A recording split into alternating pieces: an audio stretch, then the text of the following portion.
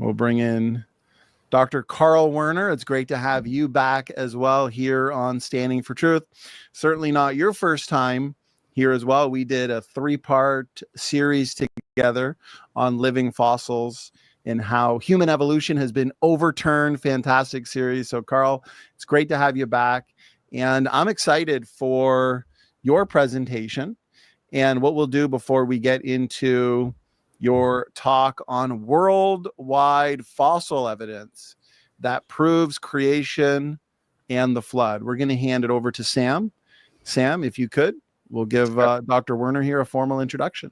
Absolutely. Thank you. So Dr. Carl Werner is an award-winning filmmaker and evolution theorist. He graduated from the University of Missouri with the distinction in biology, summa cum laude.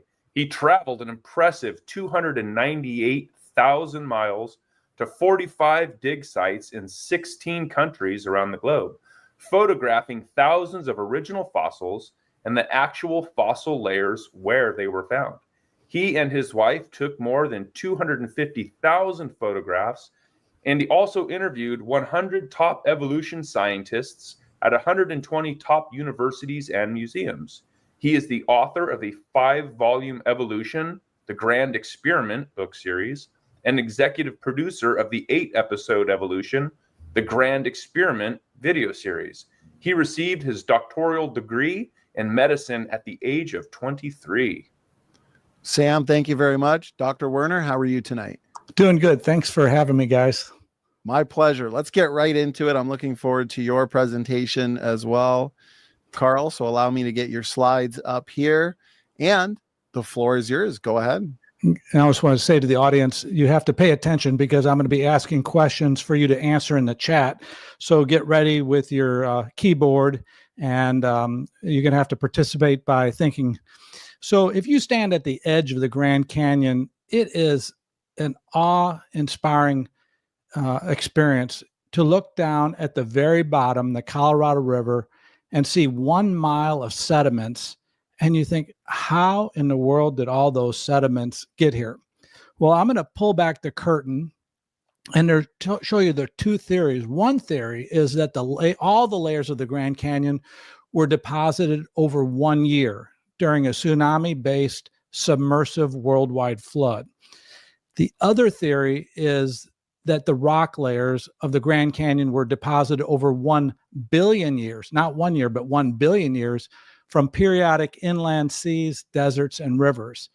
And the theorist in evolution would say that the Grand Canyon is just part of a bigger structure called the geologic column, which is on the right here. Now, there's no place on Earth that you can actually see the geologic column, and I'm not sure that it really exists.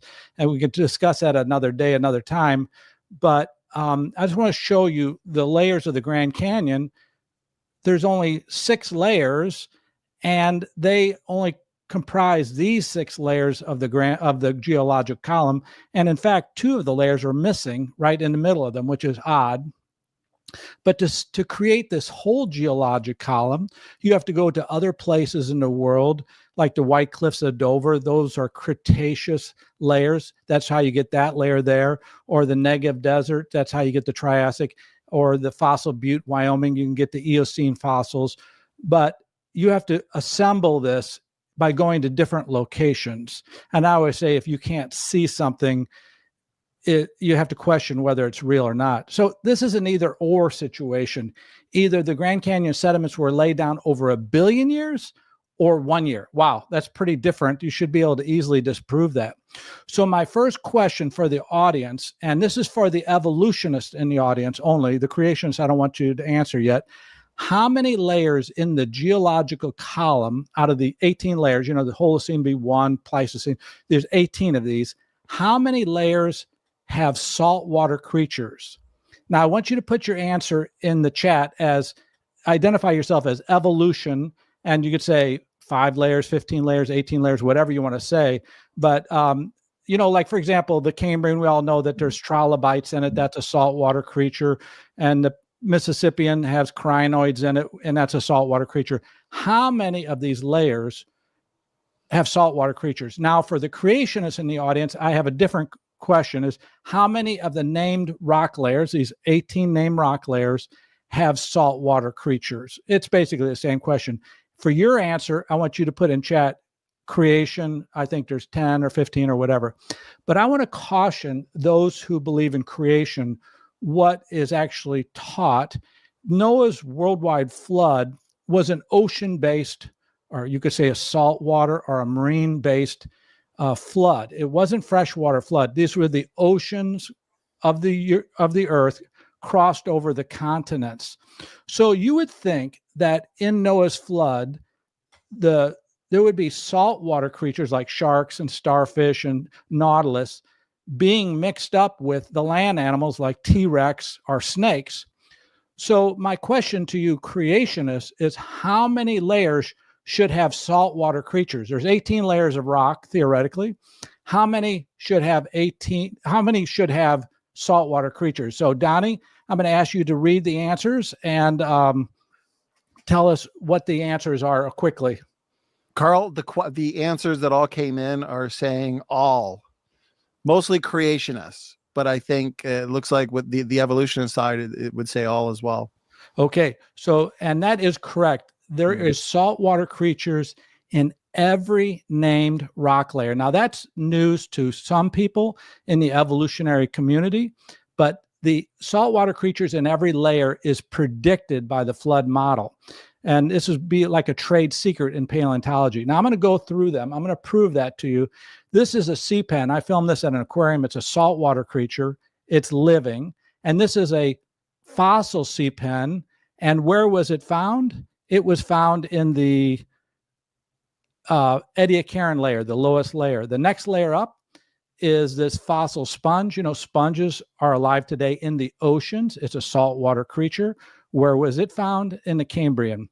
This is a long stem crinoid. It washed up from the ocean on New Zealand coast. Debbie picked it up. And this is a fossil crinoid. It's a saltwater creature and is found in the Ordovician. This is a Great Barrier Reef. And here's a coral. Corals are in the ocean. Here's a fossil coral. And this fossil coral was in the Silurian. So as we walk up, I want to show you that there is, in fact, saltwater creatures, starfish, corals, sharks, shellfish, saltwater snails, saltwater rays, saltwater sea biscuits, saltwater sharks, saltwater sand dollars, shark teeth, crabs, sand dollars, coral, and saltwater shells. So every layer has saltwater creatures. But here's the problem. All those fossils I just showed you, here's where they found them. And like, for example, this coral was found in Illinois, and the elevation there is 800 feet. That means that the water had to rise to 800 feet higher than it is today for this layer. And this one here in the Burgess Shale, the salt water had to rise 3,000 feet. Right here in Arizona, these saltwater creatures are thousands of feet above the level of the sea today. This would mean that the seas would have to cross and come onto the continents 18 different times for these 18 floods. See, these are all separated by millions of years, and we know that there's land animals in many of these layers. So you have to explain how you could have this many floods. And this isn't a quarter of an inch rise of the ocean levels from global warming. This is 1,000 feet, 2,000 feet, 3,000 feet in every layer. And so as an evolutionist, you're confronted. There would have to be 18 worldwide floods because there's saltwater creatures in all 18 layers. But the creationists would say, no, there's just one flood. And which is more believable? It's hard enough to believe one worldwide flood. You know, where did water come from? Where did it go? Et cetera, et cetera. But 18 times or some number, 15 times, whatever number you want to come up with, that's more ridiculous than Noah's flood story. It's so unbelievable. My next question for the audience is, how many layers in the geological column out of these 18 layers over here have modern animals in it. You know, the top layer we believe has, evolutionists believes has like modern mammals in it, but the bottom layer would have these strange and unusual creatures of the Cambrian, the Precambrian called the Ediacaran. How many of these layers have modern animals been found in the layers? So if you're an evolutionist, I want you to answer it. Evolutionist, I believe only the top 3 layers or 5 layers or whatever. And if you're a creationist, the same question, how many layers have modern animals in it? And this is very important. And I want to guide the creationist to what the flood model would predict. See, according to the biblical account of creation, God made Adam and Eve in the Garden of Eden. And at the time, there was a snake that tempted them, the apple tree. And of course, there'd be a flamingo and a duck and some pretty flowers. But there was more to that scene, because the scripture says that God created all the animals and plants that have ever lived on earth then. So that means that Adam and Eve would have been living with all the extinct animals that we never see anymore, like dinosaurs or flying reptiles. And so all the animals living and extinct lived back then, and they were all present. So if that's true, if you had back at that time before Noah's flood, living animals that we know of, familiar animals, with extinct animals that we're not familiar with, and they were all mixed up in a global flood, and they were all living together, how many of the layers should have modern animals in it? Starting with the top layer all the way down to the bottom, how many? So, Donnie, what are the answers for that for evolutionists and creationists? The great majority have said all, with at least one saying, I bet the top 15 have modern animals. Okay, so the answer is that modern animals are found in every named rock layer. Wow. And that's predicted by the flood model. And it's another trade secret of paleontology, because these charts don't show you that these are modern animals in all these bottom layers. And I need to clarify really quickly modern versus modern species versus modern appearing. This is a bunch of dog skulls. They're modern because they were just recently died. And they are the species Canis familiaris. Genus is Canis familiaris as a species. Binomial name is Canis familiaris. And look how different a Chihuahua skull is from a bulldog skull from an Irish wolfhound. The Chihuahua skull is smooth and small, and his teeth go straight down. The bulldog has these big, wide bumps on top of the skull, and the teeth go out to the side, whereas an Irish wolfhound is a very long skull, and the teeth go down. If you had never met a dog before, you would think these were different genuses and species, but in fact, all these animals can reproduce with one another, so we know they're the same species.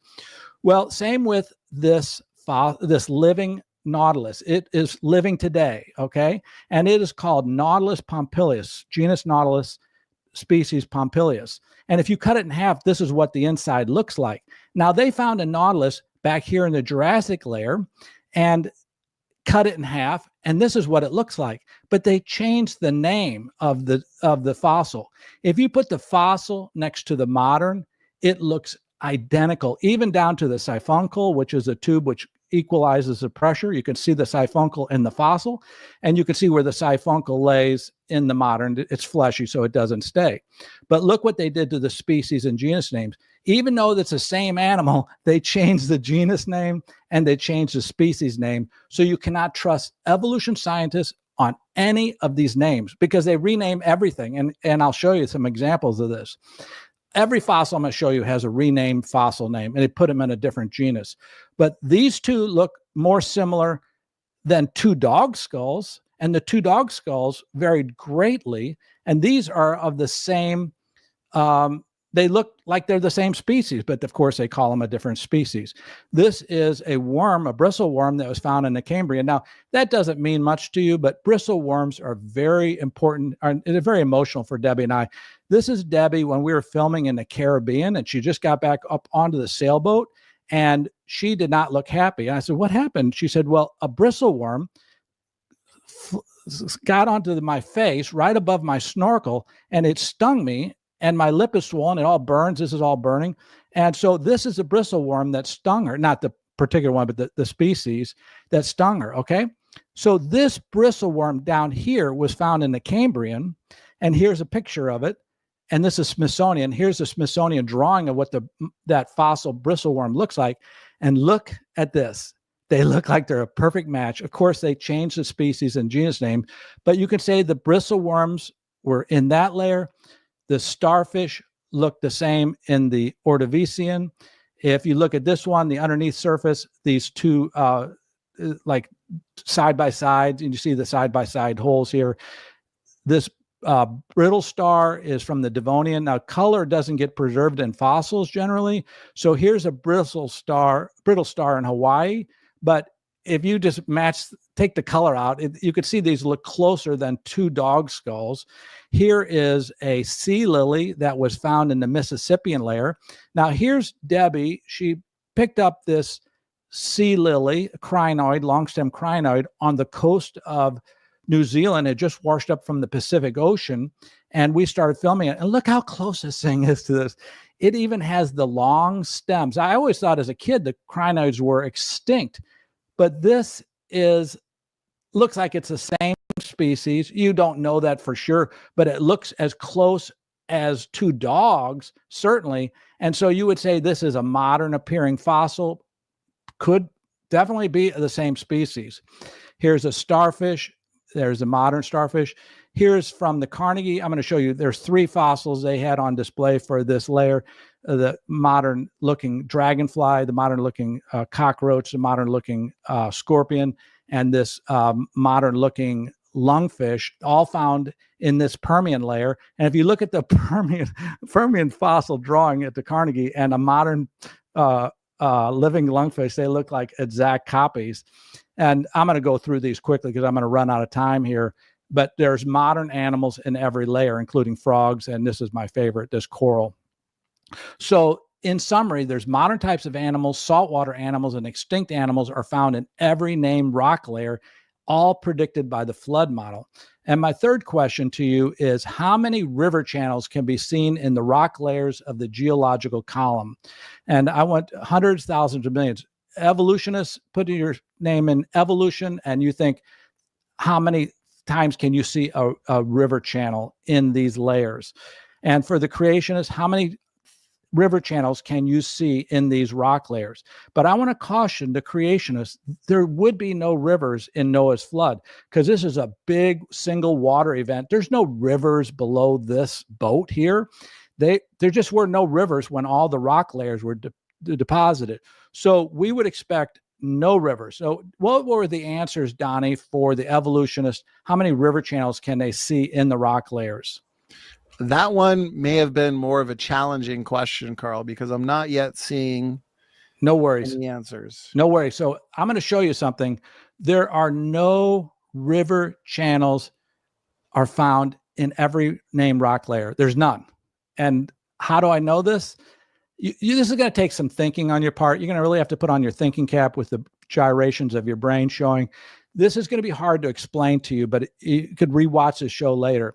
I'm going to do one. Here's at Petrified Forest, Arizona. Hundreds of thousands of trees were buried by a river in flood. That must have been a big river, okay? Yet, all the layers of petrified forest are flat. There are no river channels. You would expect river channels if this was over millions of years. See, all the layers are flat. Now, if evolution would predict that before the time of X, if you removed all these layers in time and go back to just this layer, that the surface of the land would have been flat at that time. The white layer, this would have been a flat surface below the X. If that was true, there should have been river channels created when none of this was here above here, and it was just streams going through this layer. And then as the next layer gets deposited, and the next layer here is this brownish sediment, it should fill brown sediment into these channels that were formed in the previous time. And so you should see these kind of river channels all throughout this area. But this is a Photoshop. There are no river channels at Petrified Forest. That's what the reality of what this looks like. There are no river channels. And if you step back, Wow, no river channels. It stepped back even farther, no river channels. You have to inspect them close when they're irregular like this. Same thing happened at Dinosaur Provincial Park, 10,000 dinosaurs buried in a river. You would think there'd be river channels all over. There's no river channels at Petrified Forest, just straight flat layers. Zion National Park, no river channels. Joggins Cliffs, no river channels. Road cuts you see all around the world. And this is worldwide. There's no river cut. There's no river channels. So this confirms that the sedimentary layers were deposited underwater by a worldwide flood. And I think, Donnie, I've reached 19 minutes and I want to be respectful. I could pick up a couple more topics here, but I think I'm going to be respectful of time. And see, there's my alarm. So I'm going to say we should call it a day and move on to the question and answer if I can figure out how to turn off the sound here. No worries. Time flies by when you're having fun, upholding the truth of biblical creation.